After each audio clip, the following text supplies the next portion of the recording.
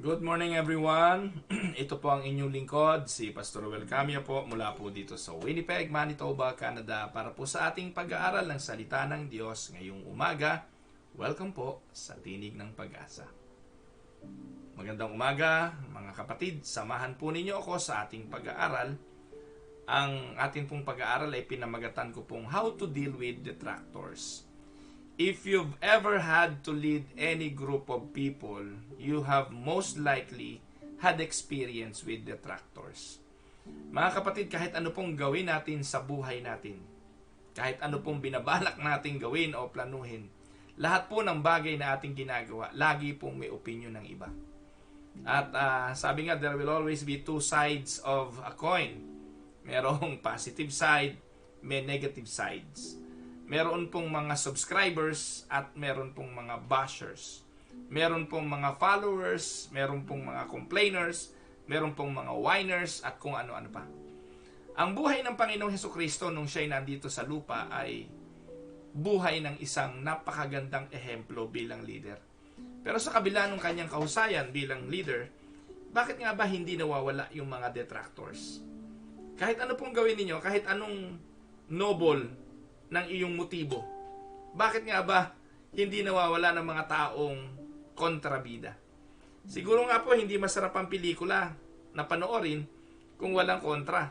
Pangit naman kapag puro bida na lang ang lalabas sa pinilakan tabing, hindi po ba?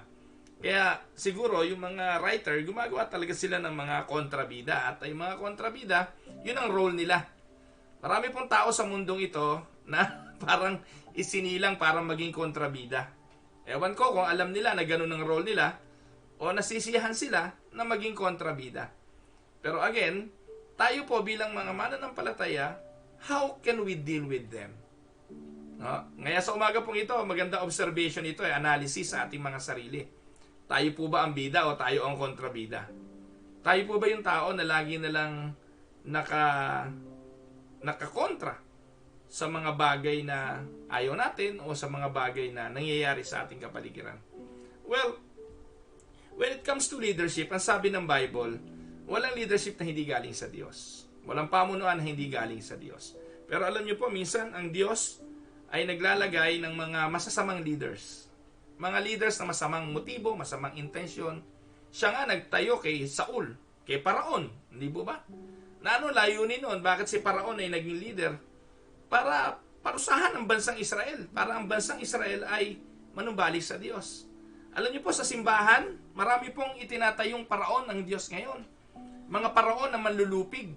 Mga masasamang klase ng leader. Para po ang mga anak niya, ang mga Kristiyano, matuto. Para dumating sa pagkakataong humingi ng tulong sa Diyos at hindi umasa sa mga mapanlupig na mga leaders. So, maganda po itong pag-aaral na ito ngayon kasi po, it is our way of analyzing yung ating mga sarili. No? Saan ba tayo nakatayo? Tayo ba yung mga sumusunod sa kalooban ng Diyos? O tayo yung mga manlulupig? Ano po? Ang Panginoong Hesukristo ay may aral tungkol dito at kung kayo po'y pamilyar, samahan niyo po ako sa aklat ng Matthew chapter 23. Alam niyo po, halos buong chapter 23 ng Book of Matthew, ito po ay aral ng Panginoon sa mga manlulupig. Doon sa mga detractors, doon sa mga leaders ng simbahan na akala mo mga banal na banal, mga leaders ng simbahan na akala mo kagalang-galang, pero ang sabi ng Panginoong Hesukristo ay mga ulupong. Alam niyo, maraming ganun, no? Masakit na salita, pero sila yung leader, sila yung nangunguna, sila yung mga dapat asahan na tagapagpaliwanag ng mga kautusan, pero sila yung unang maninira nito. Sila yung mga hindi marunong magpatupad at pinipili lang kung ano yung gusto nilang ipatupad. Yung mga leader na pinagsasamantalahan yung kanyang mga pinaglilingkuran.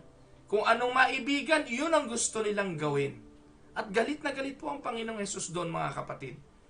At para mapatunayan natin ito, basahin natin ang Matthew 23.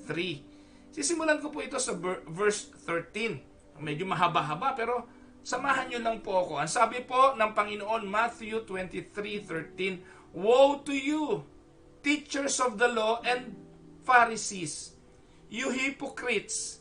You shut the door of the kingdom of heaven in people's faces. You yourselves do not enter, nor will you let those enter who are trying to. Woe to you, teachers of the law and Pharisees, you hypocrites! You travel over land and sea to win a single convert, and when you have succeeded, you make them twice as much as a child of hell as you are. Woe to you, blind guides! You say if anyone swears by the temple, it means nothing. But anyone who swears by the gold of the temple is bound by that oath. You blind fools! Which is greater, the gold or the temple that makes the gold sacred? Or you also, you say if anyone swears by the altar, it means nothing. But anyone who swears by the gift on the altar is bound by that oath. Alam niyo po mga kapatid, na ang haba pero ang ganda pong basahin ito. Galit na galit ang Panginoon dito. Tinawag niya na blind guides, teachers of the law, hypocrites. Tinawag niya ang mga to na paulit-ulit na mga hypocrites. Sino po sila? Yung mga nakasuot ng abito, mukhang kagalang-galang magsalita, mukhang ang galing magturo, pero pagtalikod, iba naman ang kanilang ginagawa. Ano po? Sila ang kinamumuhian ng Panginoon. In fact, sa verse,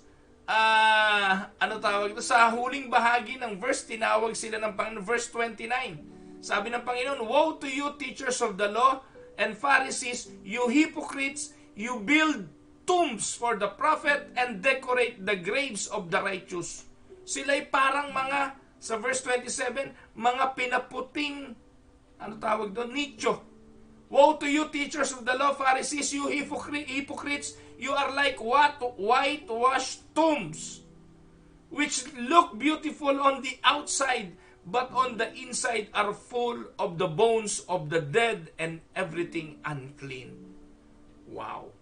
Matthew 23:27. So ganyan po inilalarawan ng Panginoong Hesukristo yung mga tagapanguna ng simbahan na walang ginawa kung hindi magpapogi, magpagandang lalaki.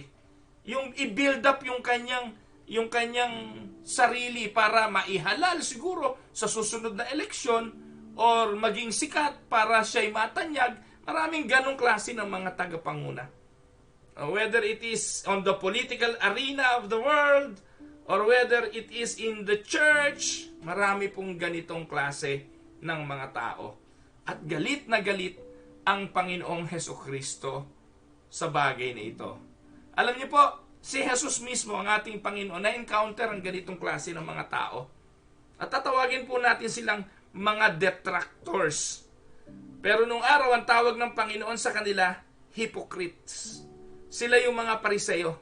Pero alam niyo, hindi lang naman mga Pariseo ang detractors ng Panginoon. Meron ding mga skriba. Kaya minsan mapapansin nyo, scribes and Pharisees.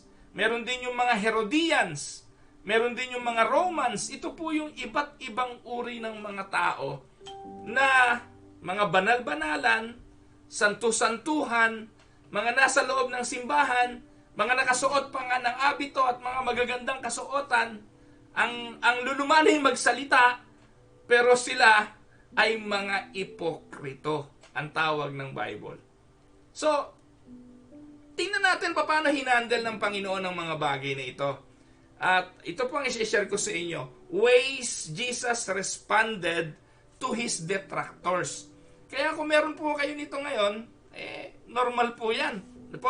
Kasi ang Panginoong Hesukristo, He anticipated them. That is one respond na ginawa ng Panginoon.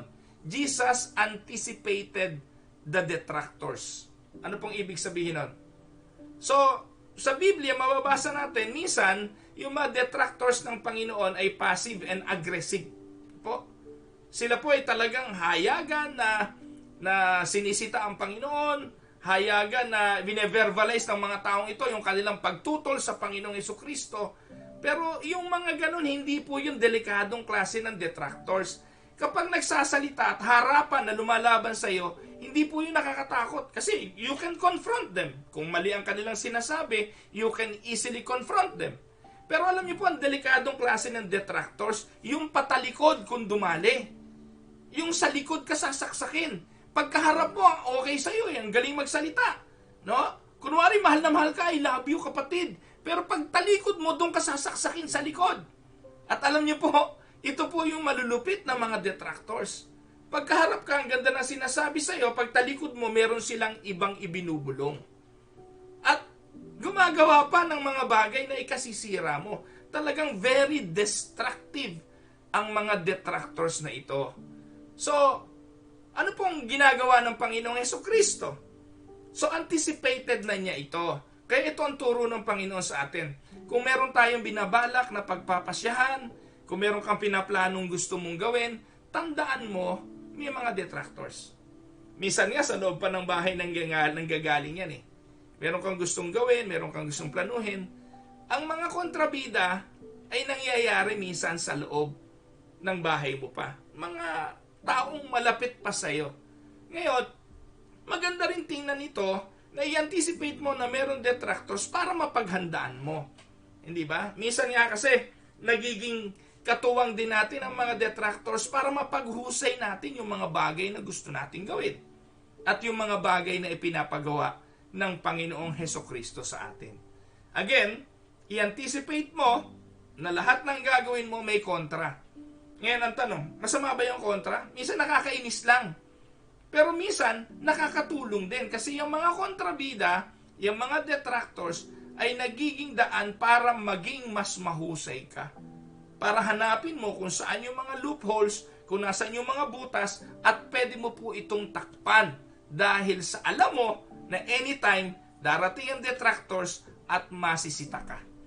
No, alam niyo po ang tawag sa mga detractors ngayon, quality control. Hindi po ba?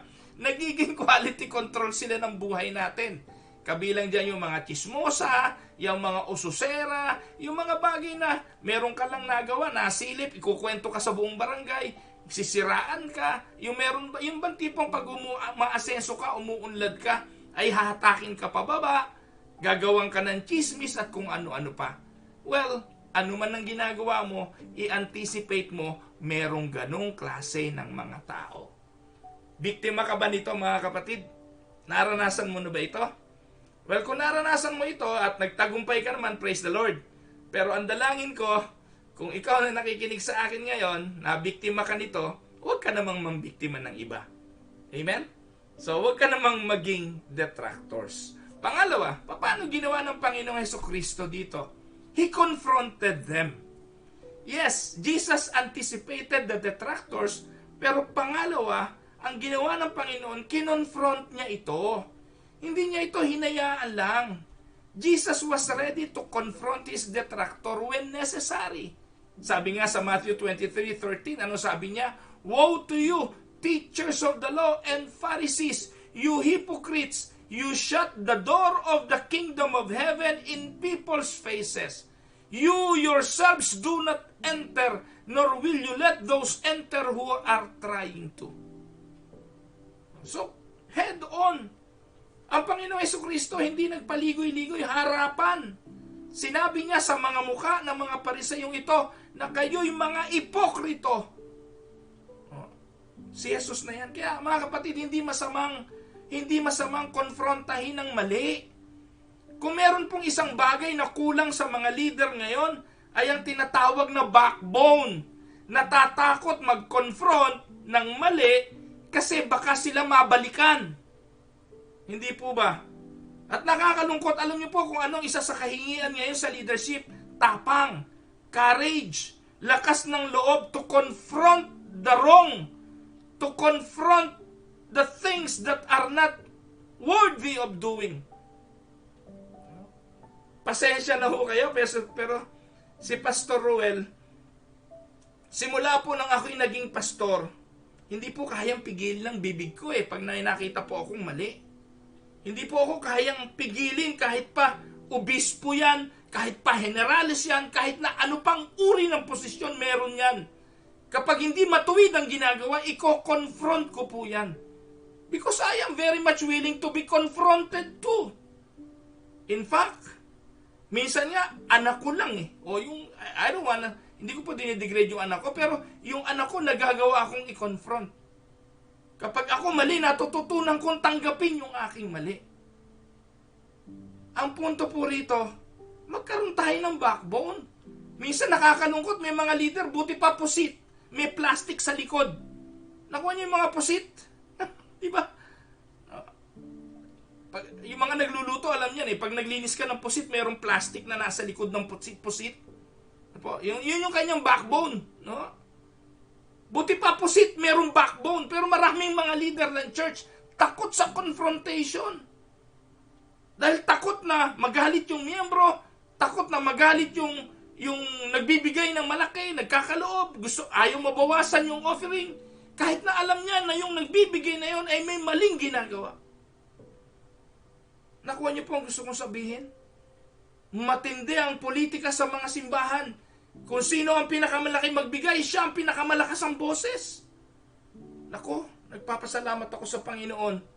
Dito po sa Winnipeg na aking pinaglilingkuran, buti na lang walang ganon. Buti na lang po ngayon, nagpapasalamat ako sa Diyos. Napaka-supportive ng mga kapatiran pagdating sa gawain. No? Pero ang mga detractors, no, minsan malalayo. Yung mga naiinggit.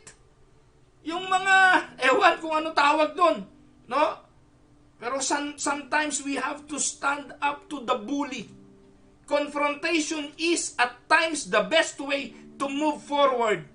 Whatever you might lose in the confrontation will be more than compensated with forward movement and newfound respect from those who have been quietly waiting for anyone to confront the bully. Amen?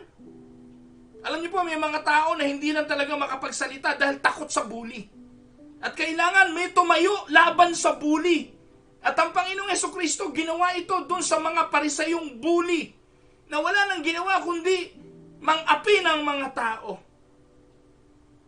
Alam niyo, sabi ng talata, mangangaral kayo, hahayo kayo, pupunta kayo sa kung saan, mangangaral para sa isang kaluluwa. Pero yung papasok na kaluluwa, sa halip na maturuan yung pumunta sa langit, ay tuturuan nyo at dadalahin ninyo sa impyerno. Yun ang sabi ng Panginoon. Dahil napakarami pong ganitong klase ng mga leaders. Ano po? Maraming ganitong tao. No? So anong ginawa ng Panginoon? He confronted them. Kaya bilang mga leaders, tindig-tindig din naman. Tibayan ang likod. Labanan ng mali. Huwag kayong umayon sa mali. No? Pangatlo, si Jesus nakinig din naman sa mga detractors. Kasi nga sabi ko kanina, baka naman yung mga detractors, instrumento ng Diyos para turuan din tayo. Jesus took time to listen to everyone, even to those who were against Him. John 3 verse 1. Natatandaan niyo po ba sa John chapter 3, may pumunta sa kanya na isang pariseyo? Itong pariseyo na to coming from the ruling council, at pumunta po sa kanya ang pariseyong ito gabi. Dahil ayaw ng pariseyo na ito na may makakita sa Panginoon na kausap niya. Kaya gabi po siya pumunta. At may question. May question ng pariseyong ito. Ang tanong ng pariseyong ito, paano niya mamanahin ang langit? How can I be born again? How can I inherit eternal life? How can I have eternal life? Sumagot ang Panginoon, John 3:3, John 3:5, unless a man be born again, he cannot see the kingdom of God. At ang katagang ito, mga kapatid, ay sinabi niya sa kanyang detractors. Kailangan kang ma-born again. Kaya itong mga parisayong ito, tandaan po ninyo, itong mga detractors na ito, pwede po silang magbago, kailangan silang ma-born again.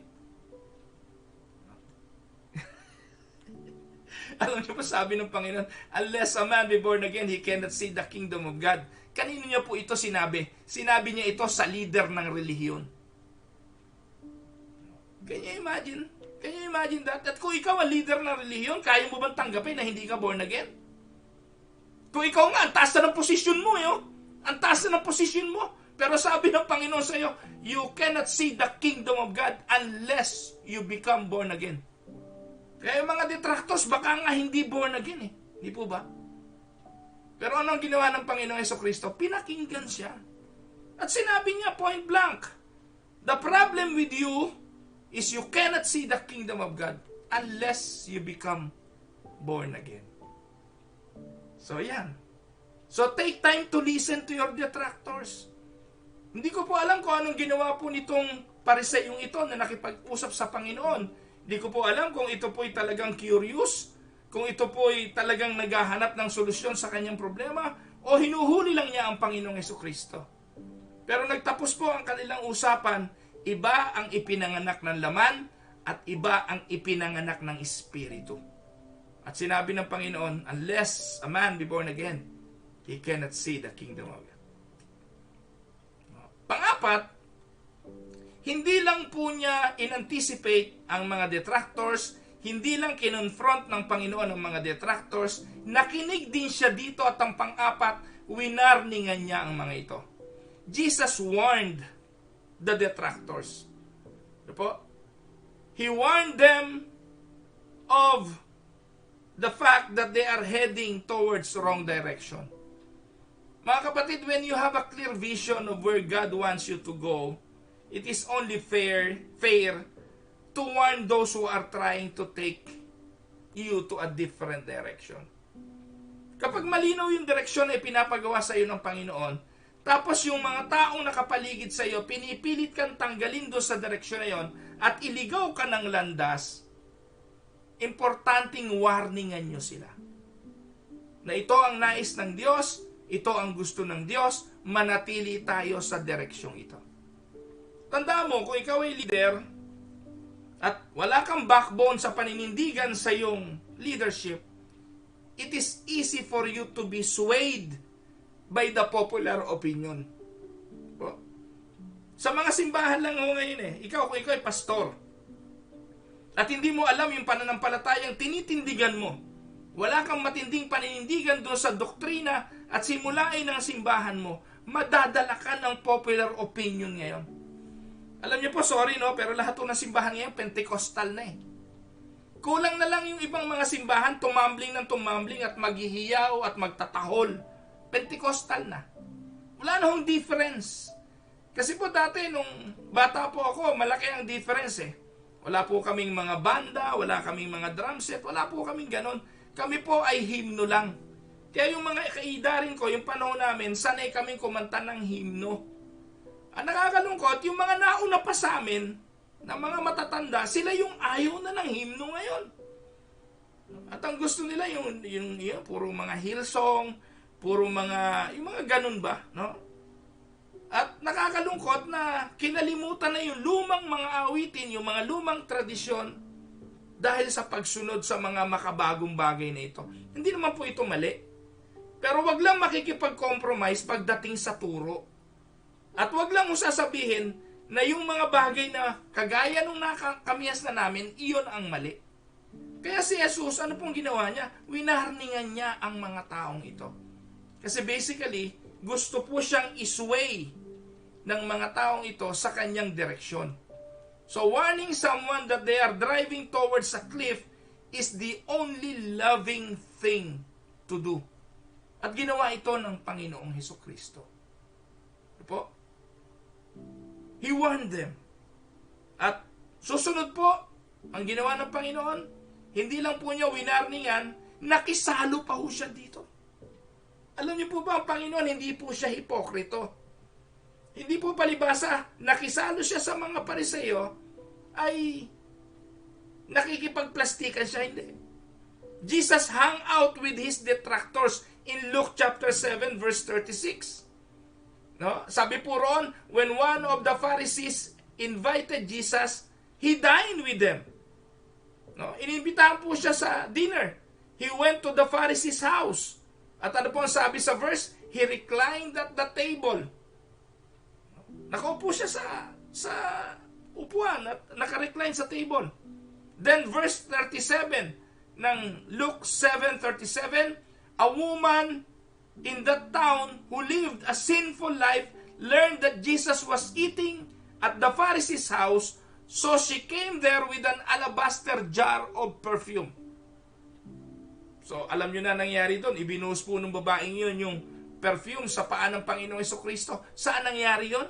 Nangyari po yun doon sa bahay ng Pariseo nang ang Panginoong Jesucristo ay inimbitahan doon. So, ibig sabihin, hindi lang iisang Pariseo ang nandoon, kung hindi yung mga bisita ng Pariseo, mga Pariseo din. At ang mga yon ay against, detractor sila ng Panginoong Jesucristo. Kaya kung titingnan nyo, parang si Jesus ay tupa na napapaligiran ng mga leon at mga lobo. Kaya po walang ginawa yung mga yun, kundi bantayan kung anong gagawin ng Panginoon. So ano pong ginawa ng Panginoon? Nung binuhusan siya ng babae, ng pabango, iba't iba ang opinyon ng mga taong nakapaligid sa kanya. No? So he dined with them. He joined them in this occasion. Sabi po ni Abraham Lincoln, no, siya po ay famous for having put together a team of rivals. Si Abraham Lincoln. Yung mga political rival niya, pinagsama-sama po niya sa White House. Sabi nga po, it's important to hear voices that would contradict yours. It's important to hear others' perspectives. Don't shy away from your detractors. In fact, when you seek them out, they learn to respect you because they can see that you are not afraid of them. Si Jesus hindi siya takot sa mga Pariseo. Hindi niya iniwasan ang mga ito. Tinanggap niya imbitasyon ng mga Pariseo. He dined with them. Pero ang pinaka-importante po rito, huling ginawa ng Panginoon Jesucristo sa mga Pariseyong ito, He forgave them. Pinatawad niya ito. No matter how hateful his detractors were, Jesus was willing to forgive them, even though they were crucifying Him. Luke 23:34, ang sabi niya, Father, forgive them for they know not what they are doing. Jesus could see his detractors the way his heavenly Father saw them. They are hurting, sinful people who simply need a Savior.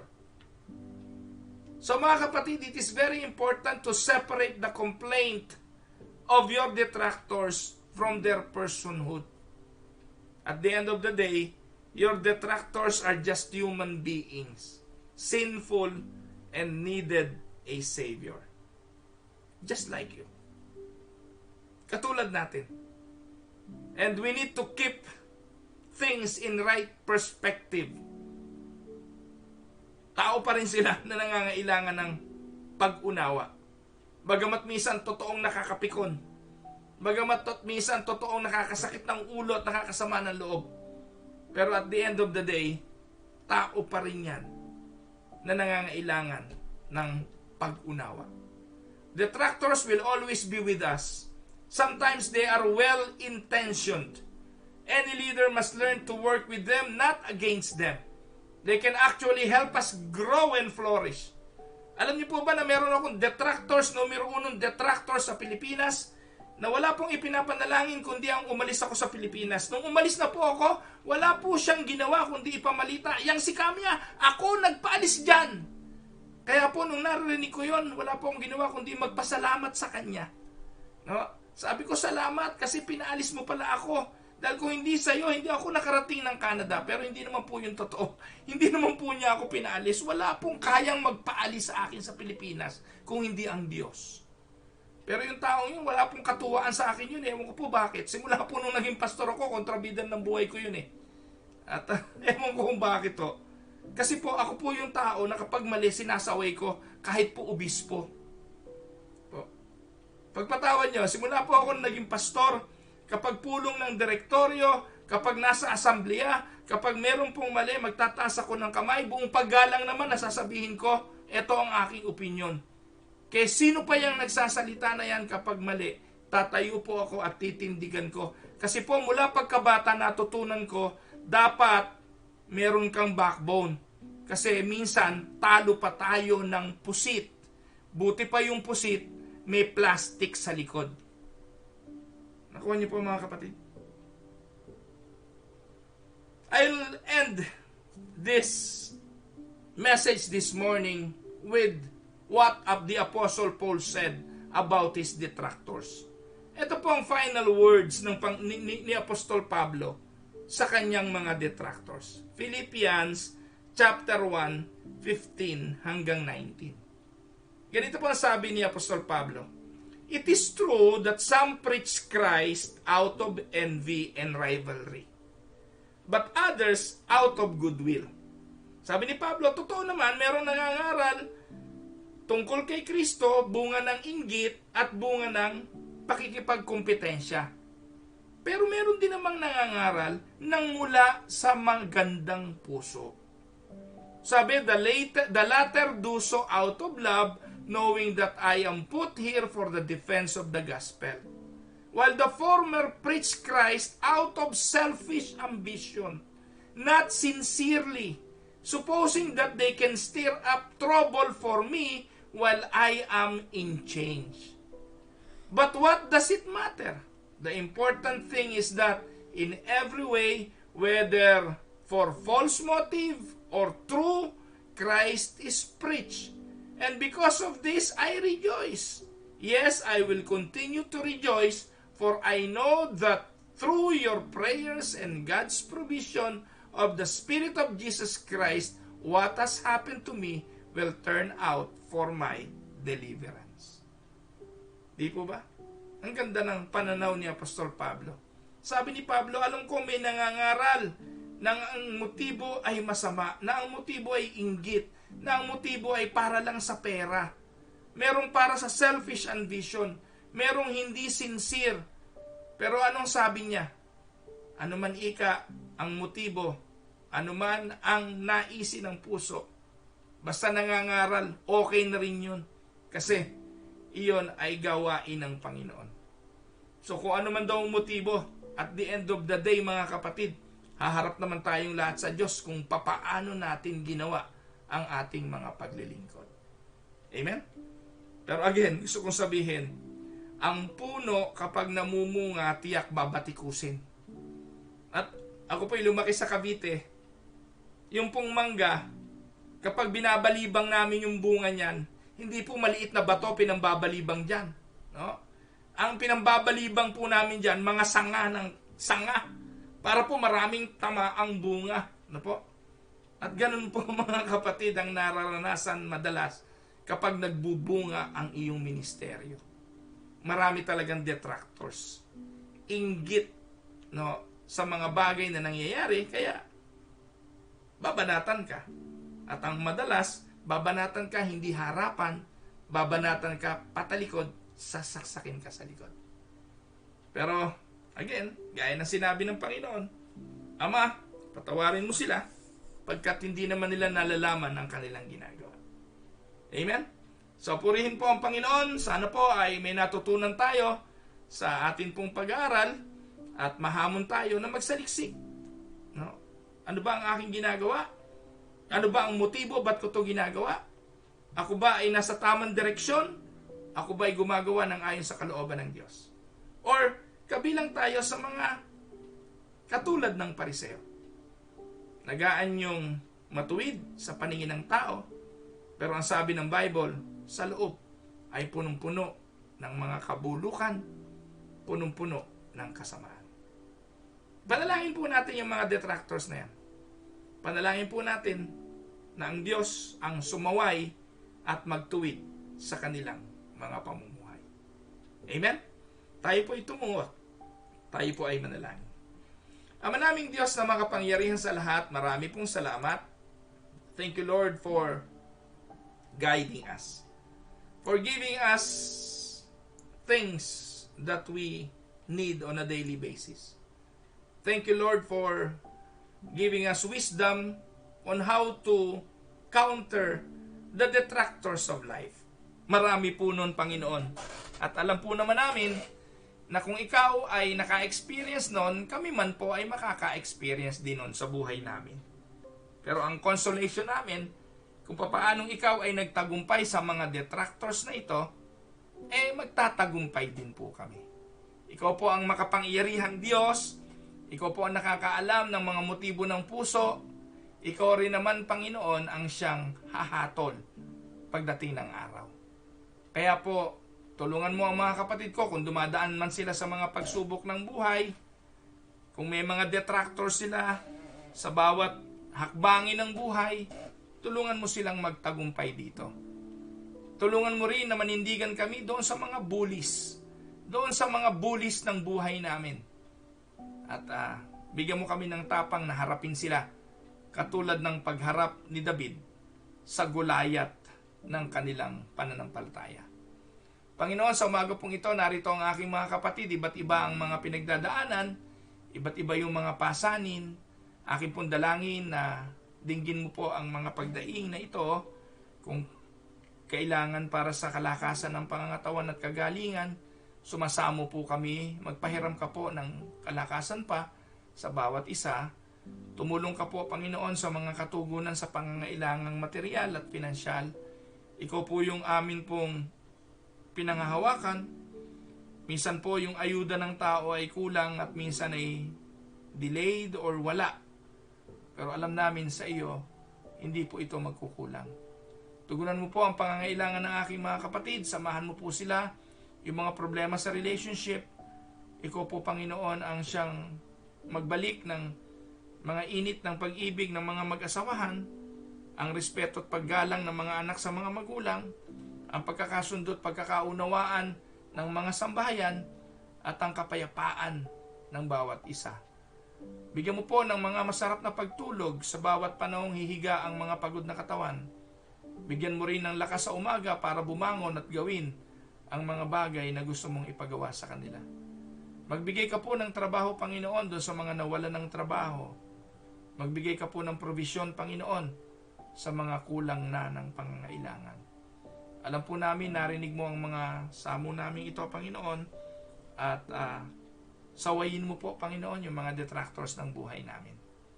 Sa iyo po kami umaasa, nagtitiwala. Sa pangalan ni Jesus, ito po ang aming dalangin. Amen and amen.